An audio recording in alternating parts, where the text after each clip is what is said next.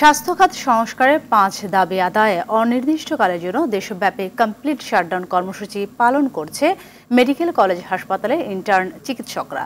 রোববার রাতে ইন্টার্ন চিকিৎসক কাউন্সিলের আহ্বানে এই কর্মসূচি শুরু হয়। এতে চরম ভোগান্তিতে পড়েছেন হাসপাতালে চিকিৎসা সেবা নিতে আসা রোগী ও স্বজনরা। রাজশাহী মেডিকেল কলেজ হাসপাতালে ইন্টার্ন চিকিৎসকরা কমপ্লিট শাটডাউন কর্মসূচি পালন করায় ব্যাহত হচ্ছে সেবা কার্যক্রম। জরুরি সেবা ব্যতীত গতকাল থেকে হাসপাতালে কোনো ওয়ার্ডে চিকিৎসা সেবা নিতে দেখা যায়নি ইন্টার্ন চিকিৎসকদের। বরিশাল শের-ই-বাংলা মেডিকেল কলেজেও চলছে শিক্ষার্থীদের কমপ্লিট শাটডাউন। এতে ভোগান্তিতে হাসপাতালে চিকিৎসা নিতে আসা রোগীরা।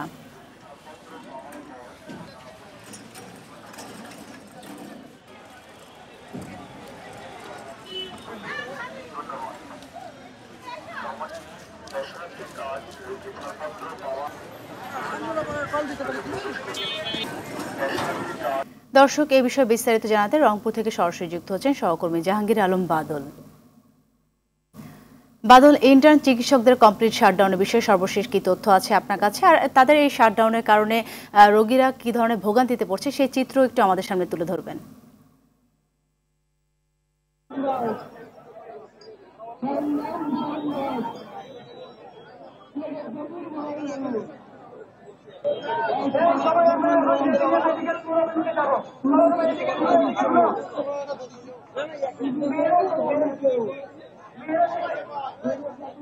সাথী, এখন আমি রয়েছি রংপুর নগরীর কাছারি বাজার, ঠিক জেলা প্রশাসক কার্যালয়ের সামনে। আমরা দেখেছি যে আজ সকাল থেকে কিন্তু ইন্টার্ন চিকিৎসকরা তারা কিন্তু কমপ্লিট শাটডাউন কর্মসূচি পালন করছিল। তারা প্রথমে সকালে তাদের ক্যাম্পাসের সামনে তারা বিক্ষোভ করে।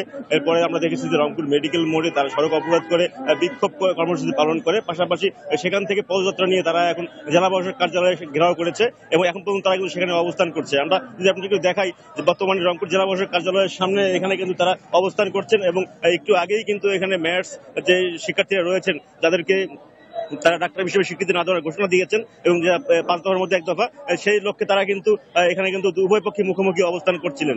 আমরা ইতিমধ্যে দেখলাম যে এখানে পুলিশ প্রশাসন তারা কিন্তু পরিস্থিতি নিয়ন্ত্রণের চেষ্টা করছেন।